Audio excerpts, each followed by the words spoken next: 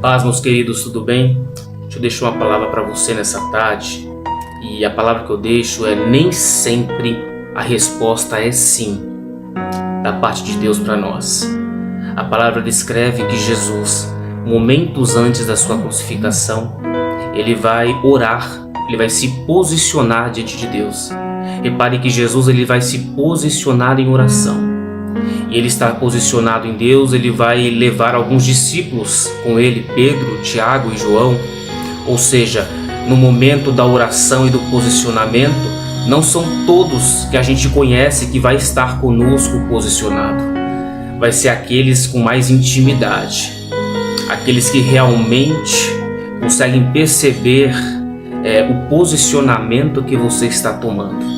A palavra diz que Jesus ele começa a orar e no momento ele começa a sentir uma grande aflição. E no momento da aflição ele vai recorrer aos seus amigos que subiram com ele para orar, que foram com ele para orar, e os seus amigos, Pedro, Tiago e João, estão dormindo. Ou seja, não espere prioridade no seu posicionamento daqueles que estão orando. Porque quando você está buscando algo da parte de Deus, seja uma resposta, ou seja uma bênção, ou seja algo que você tem no seu coração, só aquele que ora vai dar devida prioridade. É aquele que tem que dar mais prioridade na oração. A palavra diz que Jesus vai dizer: vocês não puderam nem orar 1 hora comigo. Jesus se distancia de novo e ele vai voltar a orar. Sabe o que eu acho interessante aqui? Que dependente de Pedro, Tiago e João estarem orando ou não, Jesus continua orando. Jesus continua posicionado. Ou seja, não deixe de se posicionar porque algumas pessoas que você confiava deixaram de acreditar. Deixaram de estar com você no propósito que você tem colocado diante de Deus. Pessoas vão te deixar.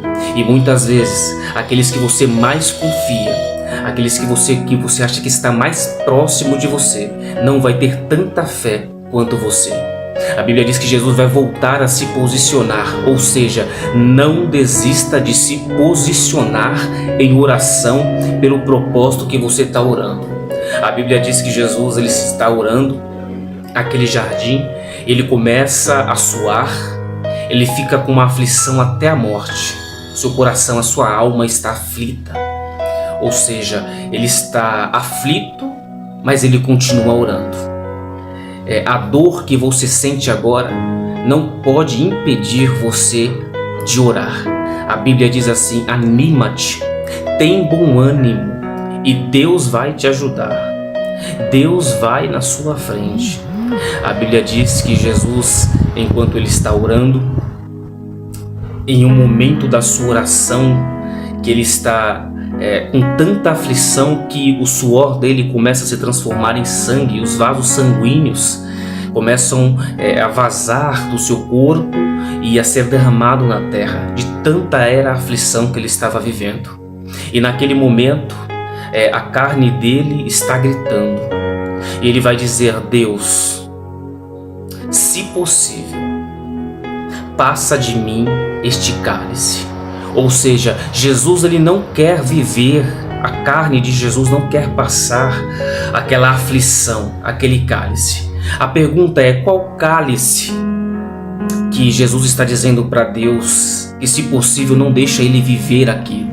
Muitos vão dizer que seria as aflições dos romanos, o escárnio naquela cruz, o abandono dos discípulos, mas outros vão dizer também que o que mais preocupava Jesus era o abandono de Deus sobre ele, que era filho. Era a ligação que ele tinha com o Pai ser cortada. Por quê? Porque quando Jesus estava na cruz, ele se fez pecado e a ira de Deus veio sobre ele. O véu que Jesus tinha naquele momento, ele foi abandonado. É por isso que na cruz ele vai dizer: Pai, por que me abandonaste? Porque naquele momento existiu uma separação. Porque ele se tornando pecado, a ira de Deus veio sobre ele. Então eu ouvi um abandono de Deus naquele momento sobre o filho, para que a ira de Deus e a justiça dele pudesse se cumprir no filho dele. Este cálice que Jesus não queria viver, a separação do filho e do pai, da presença. Davi vai dizer assim: Deus, se possível, tira tudo de mim, mas não tira a tua presença. A presença de Deus é algo de mais valioso que você vai ter nessa terra, porque independente de homens te abandonarem, a presença vai estar com você. Independente de você ter dinheiro, de você for rico ou sou pobre, a presença de Deus, ela não vai te abandonar. A palavra de Deus diz que Jesus fala assim: passa de mim este cálice. Eu sei, minha Só que filha, naquele que foi uma momento, luta pra você a durante tanto resposta tempo. que ele estava aguardando, que a carne Você dele deve estava estar aguardando, exausta. foi não. Vá Era como se Deus agora em estivesse paz. dizendo: você vai ter que A viver sua fé o cálice. curou E você. muitas vezes você quer deixar o cálice, você não quer viver o processo, você não quer viver a situação e quer abandonar o cálice que você está na mão. Agora mesmo, talvez você está dentro do seu ministério, dentro da sua vida, daquele momento espiritual da sua vida mais difícil, e que muitas vezes você quer chutar o pau da barraca. Muitas vezes você não quer mais o cálice, porque o cálice exige responsabilidade. O cálice exige compromisso, comprometimento com o propósito de Deus. Só que o que eu acho lindo em Jesus é que ele vai dizer: não seja feita a minha vontade, a vontade da carne. Ele não queria passar o cálice, mas seja feita a tua vontade. E na vontade de Deus era que ele passasse por aquele momento, por aquele processo. Isaías vai dizer assim, que Deus se agradou de moer o filho para poder salvar a minha e a sua vida. Essa mensagem você não vai ouvir em qualquer lugar, porque não é uma mensagem que traz triunfalismo, não é uma mensagem que traz recompensas físicas nessa terra, não é uma mensagem que te traz dinheiro, não é uma mensagem que te traz comércio, é uma mensagem que te faz pensar, refletir, se arrepender. A Bíblia diz que Deus falou não para Jesus, e naquele momento Jesus se levantou. E mesmo Deus falado não, o que eu acho interessante, que Jesus poderia ter ficado ali ajoelhado e deitado, mas ele se levantou para viver o que Deus tinha sobre a vida dele, independente de ser difícil ou não. E é isso que eu tenho para você nessa tarde. Independente de você querer ficar prostrado, se levante essa tarde. Não fique prostrado, porque uns estão te traindo, porque Judas já estava traindo ele. Vendeu ele enquanto ele está ceando com os discípulos, posicionado. Outros estão traindo, negociando ele. Pedro já tinha negado, ele já estava querendo negar ele. Pedro fugiu, os discípulos se dissiparam. Pedro está no jardim com Jesus, mas no momento que ele foi pego, Pedro fugiu. A sua fé. Ou seja, naquele momento ele se sentiu sozinho, e talvez você esteja vivendo este momento. O momento da aflição de espírito, o momento que você se sente só e você sabe que você tem que viver o que você tem que viver, mas a palavra para você hoje é: levanta. Você não está sozinho.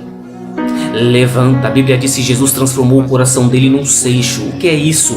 O propósito é maior do que a aflição. O propósito é maior do que o abandono. Jesus estava dizendo para o mundo e para os discípulos: eu sei para que eu nasci, e eu sei o propósito e o chamado que Deus tem sobre a minha vida. Eu deixo essa palavra para você hoje. Levanta. Saiba o propósito que Deus te chamou. Você pregador, você cantor, você que é usado como uma ferramenta de cura, de libertação na mão de Deus. Levanta. Não deixa a aflição te abater, não, porque a Bíblia vai dizer assim, que ele morreu morte de cruz, pelo qual Deus o exaltou sobremaneira, dando-lhe um nome sobre todo nome, para todo aquele que ouvir o nome de Jesus nos céus, na terra e debaixo dela, se prostre e diga que Jesus Cristo, ele é Senhor. Tenha humilhação, mas também terá uma exaltação de Deus sobre a sua vida. Levanta, não fica prostrado diante do cálice que você está vivendo. Segura ele e passa, porque Deus te deu força suficiente e estrutura para passar. Que Deus abençoe você nessa tarde.